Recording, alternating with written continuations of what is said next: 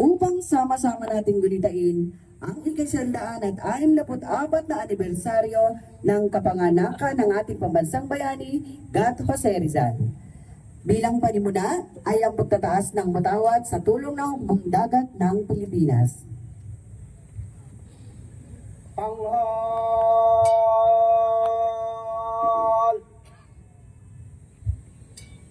Ha! Mga pinuno, kawan at tulong-tulang. Tanghal! Ha!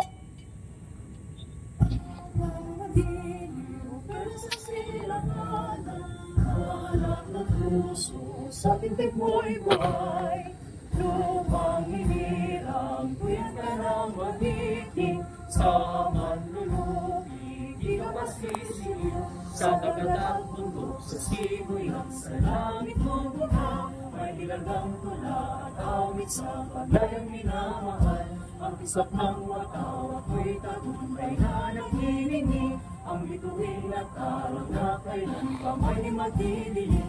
Lupa ng araw ng walang ipagsinta mo ay langit sa piling mo. Ang ligaya ng pagmay mga api ang mamatay ng dahil sa'yo. Mga pinuno, ano po na nagkawan? Baba. Ha! Ano tala? Alis. Baba!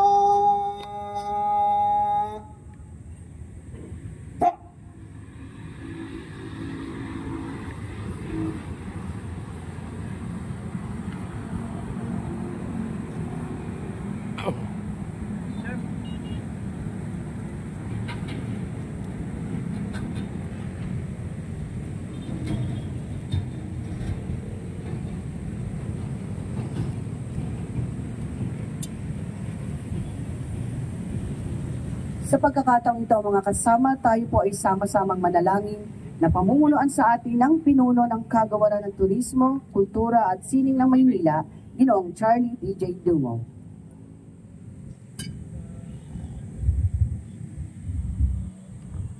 Ilagay po natin ang ating mga sarili sa presensya ng ating Panginoon. Amang makapangyarihan sa lahat, kami po ay natitipon sa umagang ito upang sama-sama kami magpasalamat at magpuri sa iyong kadakilaan. Salamat po sa araw na ito kung saan ay aming ginugunita ang ika-164 na anibersaryo ng kapanganakan ng ating pambansang bayani, God Jose Rizal. Inihiling po namin, Panginoon, na patnubayan mo ang aming pagtitipon at naway gabayan ang bawat isa sa amin na maipahayag ang aming mga saloobin na may pagmamahal at pag-uunawaan. Itinataas po namin sa iyo, Panginoon, ang lahat ng mga lingkod bayan. Nawa po ay karugdan at bigyan mo po sila ng sapat na lakas ng kaisipan at mabuting kalusugan upang kanilang magampanan ng tapat ang mga tungkulin na sa kanila ay iniatang para sa kapakanan ng mamamayang Manileño. Ang lahat ng ito ay aming hihiling sa iyo, Panginoon, sa matamis na pangalan ng iyong anak na si Jesus. Amen. Tayo po ngayon ay dadako na sa pag-aalay ng bulaklak. Ano po nila sa lang ang po sa pag-aalay ng bulaklak?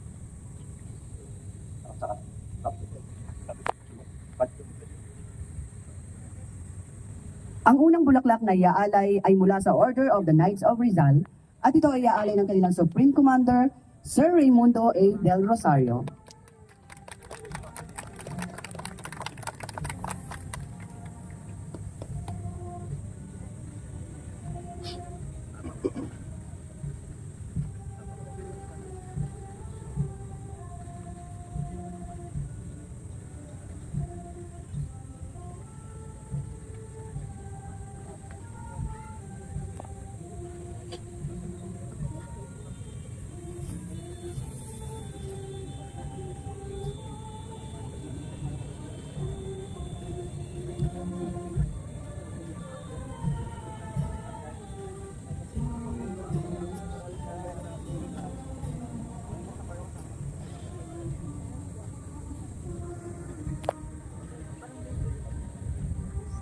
Ang susunod na bulaklak ay mula sa the most worshipful Grand Lodge of Free and Accepted Masons of the Philippines, at ito ay aalay ng kanilang Deputy Grand Master, Right Worshipful Robert Joseph S. Moran.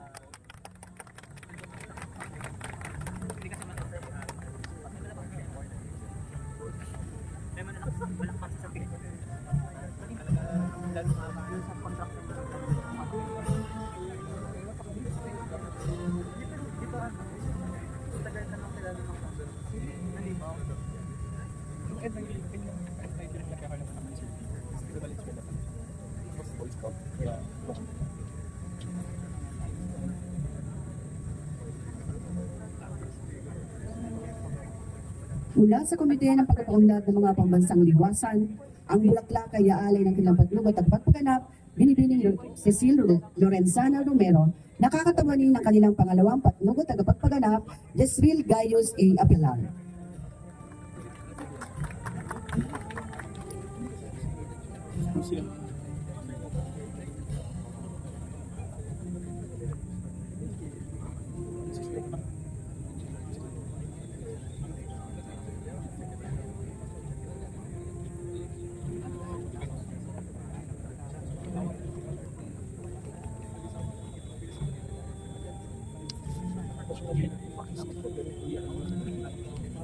Para naman sa Pambansang Komisyong Pangkasaysayan ng Pilipinas, ang bulaklak ay aalay ng kanilang pangalawang patnubat tagapagpaganap, Ginoong Alvin R. Alcid.